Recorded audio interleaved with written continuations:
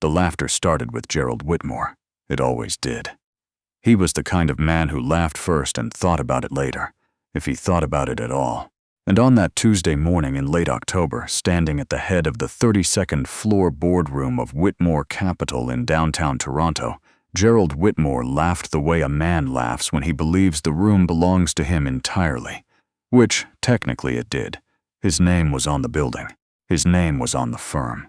His name was the reason every person sitting around that glass table had a job, a parking spot, and a year-end bonus they'd grown too comfortable counting on. So when the cleaning man appeared in the doorway, gray shirt, worn canvas trousers, pushing a cart of mop handles and spray bottles, and Gerald Whitmore looked up from the contract binder and said, loud enough for the entire room to hear, "Perfect timing. Maybe our custodian can explain the indemnity clause since nobody else seems capable." The room laughed. Not all of them, but enough. The cleaning man did not react. He moved to the far corner of the room, collected a forgotten coffee mug from the credenza, and set it on his cart without a word. His name was Howard Crane. He was 58 years old. He wore the same gray shirt every Tuesday and Thursday, because those were the days his route included the 32nd floor, and he had long ago stopped caring what people in rooms like this one thought about his shirt. He had, however, not stopped listening. The contract on the table that morning was 47 pages long and had been drafted by a law firm in Frankfurt on behalf of a German manufacturing consortium called Brecher Dunst AG. Whitmore Capital had been pursuing this partnership for the better part of 14 months. Gerald had flown to Frankfurt twice. His VP of acquisitions, a sharp-dressed woman named Cynthia Lafleur, had flown there 3 times. They had shaken hands over schnapps and signed preliminary letters of intent and sent congratulatory emails to each other across time zones. And now the final contract was here, translated, allegedly, by a professional translation service out of Montreal. The problem was the clause on page 31. Or rather, the problem was that nobody in the room could agree on what the clause on page 31 actually meant. Cynthia had circled it in red pen, her handwriting in the margin read, ambiguous, legal to confirm. Their legal counsel, a senior associate named Paul Addington, who had flown in from Vancouver, had his own copy open, his own red pen circling the same paragraph, his own note. Translation unclear, original German required. Gerald looked at the sentence again. Then he looked at the room. 15 people around the table, every one of them drawing a salary that would make most Canadians blink. Lawyers, analysts, VPs, a strategic communications director who had gone to McGill and Yale and had the framed degrees to prove it. "Someone tell me what this says," Gerald said. Not a question, a command. Silence. Paul cleared his throat. The translated version reads, and I quote, "In the event of dissolution or material restructuring, the incumbent party bears full responsibility for consequential obligations arising from secondary agreements entered into within the preceding 48-month window." The issue is the phrase secondary agreements. In German contract law, Nebenvereinbarungen can refer to. "I didn't ask for a linguistics lecture," Gerald said. "I asked what it means, for us, in plain English." More silence. Gerald leaned back in his chair. He looked at the ceiling. He looked at the view of Lake Ontario through the floor-to-ceiling windows. He looked, finally, at the cleaning man in the corner who was quietly wiping down the credenza with a cloth. "Somebody get an AI on this," Gerald said. "Run the original German through a translation engine. Can't be this hard." Cynthia had already opened her laptop. 3 minutes later, she read the AI output aloud. It wasn't substantially different from the original translation. The phrase Nebenvereinbarungen had been rendered as ancillary arrangements instead of secondary agreements, which helped no one. "So AI's useless," Gerald said. He said it the way people do when they want someone else to feel responsible. Howard Crane moved his cart toward the door. He had what he needed from this room. He had 3 more floors to finish before his shift ended at noon. The 14th floor, the 9th, and the lobby restrooms. He finished them in order, methodically, without rushing, the way he did everything. At 11:47, he returned his cart to the service room on the basement level, signed out in the logbook, and put on his jacket. A dark olive canvas jacket, slightly frayed at one cuff, that he'd had for a decade and saw no reason to replace. His truck was parked 2 blocks east, a 2009 Ford pickup that needed a new windshield washer reservoir and had a dent above the rear left wheel well that he kept meaning to get fixed. He drove it home to Brampton, to the semi-detached house on Millwick Crescent where he'd lived since his wife Lorraine died 4 years ago, and his son Owen had moved back in to keep him company. Or so Owen said, though Howard suspected it was more the other way around. Owen was 26 and worked as a prep cook at a restaurant in Mississauga. He left for work at 3 in the afternoon, which meant that on Tuesdays and Thursdays when Howard came home at noon, they overlapped for a few hours. Owen always had coffee ready. Howard suspected this was also deliberate. "Rough morning?" Owen asked, looking up from his phone at the kitchen table. Howard poured himself a coffee. "Man in a suit made a joke at my expense." Room laughed. Owen waited. "Man had a 47-page German contract he couldn't read," Howard said. He sat down. He wrapped both hands around the mug. Outside, a neighbor's maple had gone full amber and was starting to drop. Clause on page 31. Classic Nebenvereinbarungen trap. Germans use it to assign residual liability for subsidiary deals struck during the partnership window.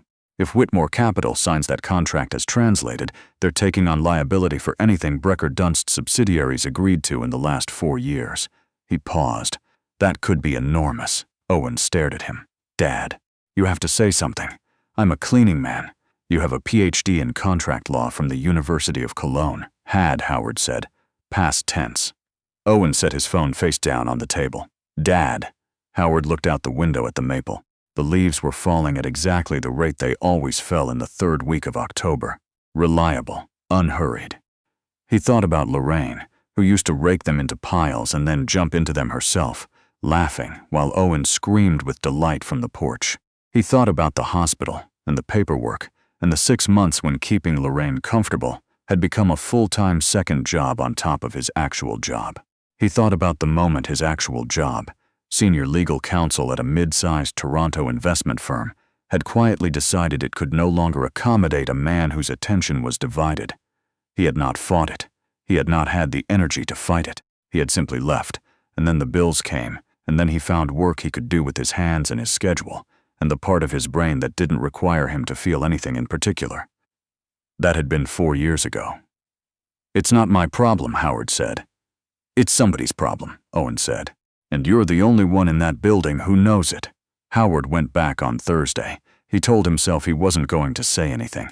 He was going to clean the 32nd floor, collect the mugs, wipe the credenza, sign out by noon, and go home. He had done it 100 times. He would do it again. But when he arrived on the 32nd floor at 9:15, he found the boardroom still occupied. The same people, more or less. Cynthia Lafleur with her red pen. Paul Addington with his laptop open and his jacket draped over his chair. A new face. A woman Howard didn't recognize. Introduced to no one he could see. Sitting near the end of the table with a yellow legal pad and a focused expression that suggested she was the only person in the room who had slept properly the night before. And Gerald Whitmore at the head of the table, on the phone, saying to whoever was on the other end, "I understand that, Klaus. I understand, but I need someone to explain to me in simple terms what we're agreeing to here, because my legal team is telling me one thing and my gut is telling me another." Howard pushed his cart past the open door. He kept moving. He made it to the end of the hallway, to the alcove near the emergency exit where the janitorial supply cabinet was kept. He stood there for a moment. Then he turned around. He walked back to the boardroom door and knocked once on the frame. Gerald Whitmore looked up from his phone. His expression moved through several stages in about 2 seconds.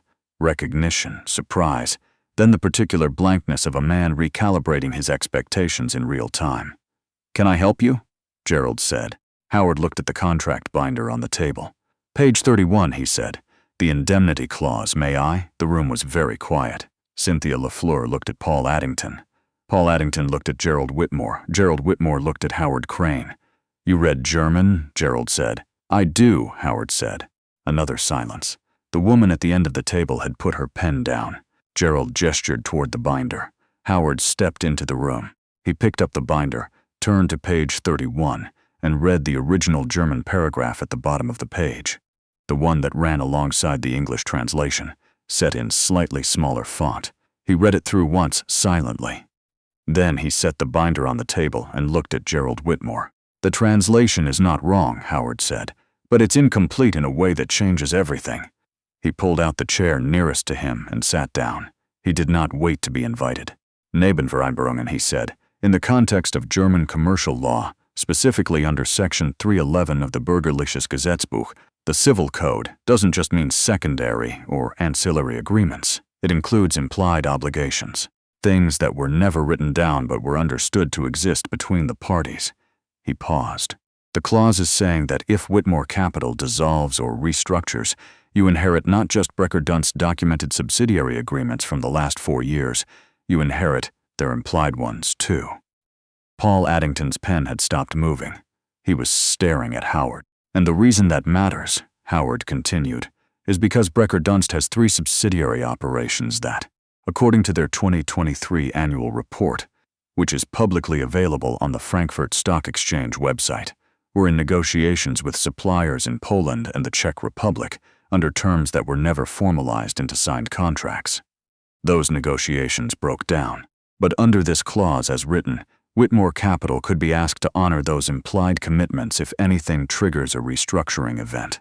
Gerald Whitmore had gone very still. "What kind of exposure are we talking about?" Cynthia said. Her voice was careful. "Impossible to say without reviewing the supplier correspondence," Howard said. But the Brecher-Dunst subsidiaries were negotiating logistics contracts for cold chain distribution across Central Europe. That kind of infrastructure deal, even at a preliminary stage, could carry implied commitments in the range of. He paused. He was thinking of a number. He had been thinking about it since Tuesday. 8 to 12 million euros. Possibly more, depending on what the implied terms covered. The room was completely silent. Gerald Whitmore put down his phone. "Who are you?" he said, not unkindly. Just directly. Howard looked at him. "Howard Crane. I clean your 32nd floor on Tuesdays and Thursdays." "I know that," Gerald said. "I mean, who are you?" He didn't tell the whole story in the boardroom. He gave them enough, that he had a background in contract law, that he had worked in international commercial law for some years, that he had particular experience with German commercial code. He told them this calmly, the way you tell someone the weather, without apology or performance. What he didn't tell them, not then, was that for 6 years in the 90s he had been a senior partner at a firm in Cologne, that he had drafted international acquisition contracts across 4 languages, that he had advised clients on cross-border mergers that ran to 9 figures, that he had walked away from all of it, first gradually, then completely, because Lorraine's illness had made him understand, in the way that only real loss can teach you, that there are things in life worth protecting and things that are merely impressive, and that he had spent too many years confusing the two. He had moved back to Canada because this was where Lorraine's family was. He had taken the cleaning job because it paid reasonably, demanded nothing of him emotionally, and left his mind free. He had not missed the other life. He had not, until 2 days ago, thought about it much at all. Gerald Whitmore asked him to stay. Howard said he needed to finish the floor first. He meant it literally. He went back to his cart, completed his route, the credenza, the hallway windows, the restrooms near the elevator bank, and returned to the boardroom at 11 o'clock, cart parked in the hallway, jacket on over his gray shirt. By then, Gerald had called 2 people on his legal team. Cynthia had pulled the Brecher-Dunst annual reports. Paul Addington had a new expression. The expression of a man who has realized the person he underestimated is not the problem, but the solution. They spent 2 hours going through the contract. Howard read each clause in the original German, set it beside the English translation, and noted wherever the gap between the 2 versions created ambiguity or legal exposure. There were 4 such clauses beyond page 31. 2 were minor, 1 was moderate. 1, on page 41, in a section about intellectual property developed during the partnership, was potentially significant enough to justify renegotiation. Howard explained all of this in the same tone he used for everything, level, precise, without drama. He answered questions when asked. He did not offer opinions he hadn't been asked for. When Paul suggested that the IP clause might simply be standard boilerplate in German commercial contracts, Howard said, "That's possible. I'd want to verify against the Brecher-Dunst model contract they filed with the FSE in 2021. Do you have access to that?" Paul did not. Howard did. He'd looked it up on Tuesday afternoon after he got home. At 2 o'clock, Gerald Whitmore asked everyone except Howard and Cynthia to leave the room. When the door closed, he sat back in his chair and looked at Howard for a long moment without speaking. It was the kind of look that comes from a man genuinely trying to recalibrate, not just his understanding of a situation, but his understanding of how wrong he had been about it. "I owe you an apology," Gerald said, "for what I said on Tuesday." Howard nodded once. He didn't say it was fine, because it hadn't been fine, and saying so would have been generous in a way he wasn't quite prepared to be. "I also owe you a conversation," Gerald said. "About what you want to do next."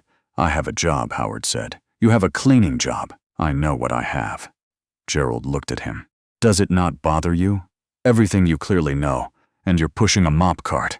Howard was quiet for a moment. Through the window, the lake was flat and silver under the October overcast.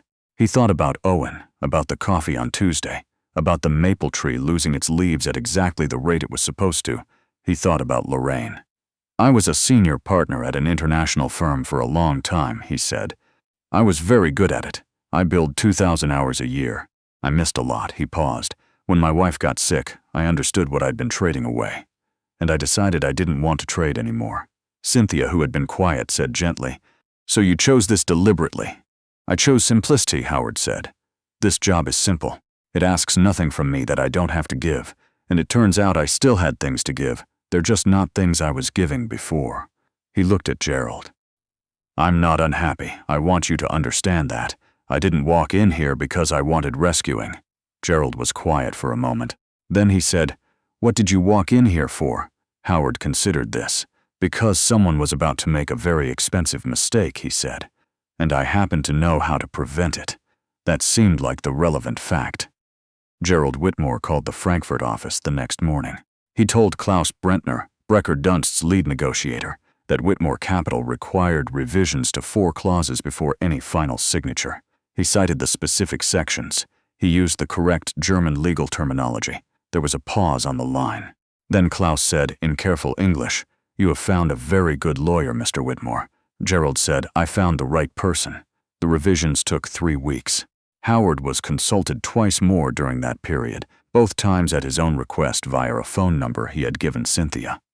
The same number on the business card he'd had for years, though the firm name had long been whited out. He reviewed the revised clauses. He suggested one further amendment to the IP section. It was accepted by Brecker Dunst without objection. The contract was signed in the second week of November. The partnership was valued at $62 million over 5 years.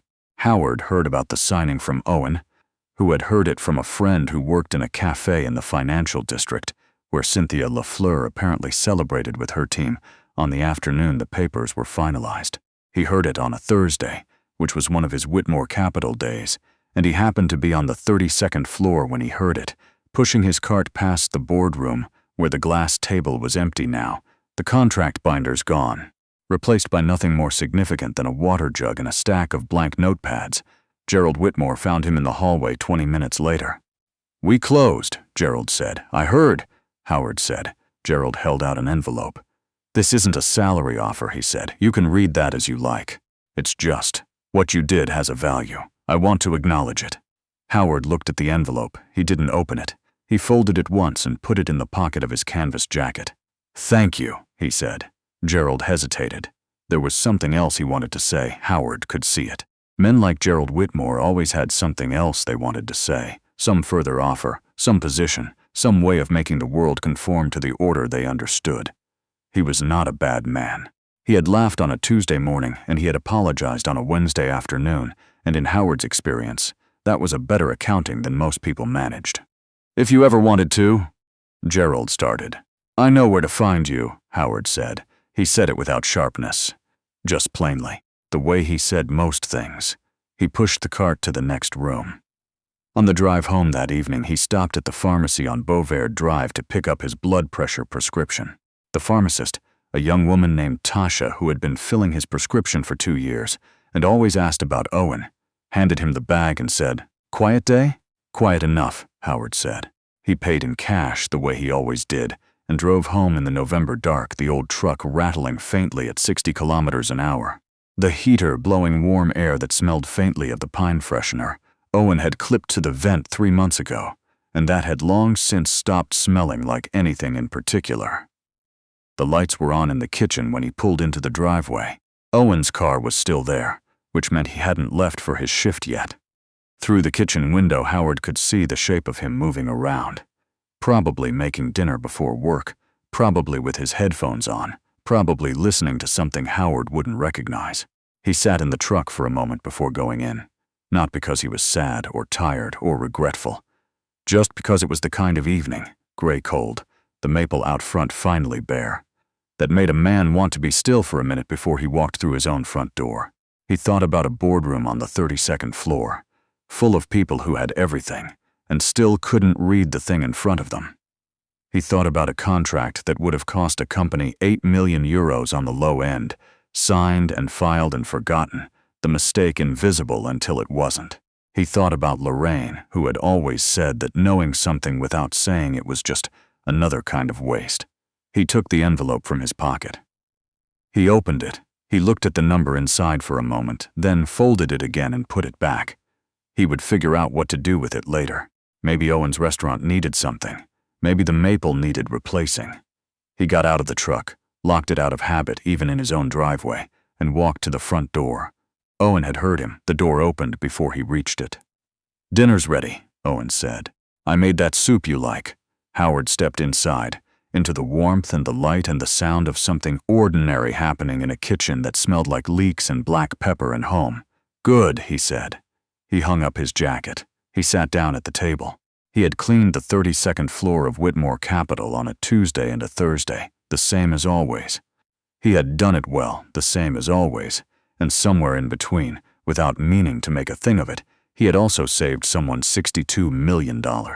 He was, he supposed, still doing the same work he had always done, just a different kind of cleaning.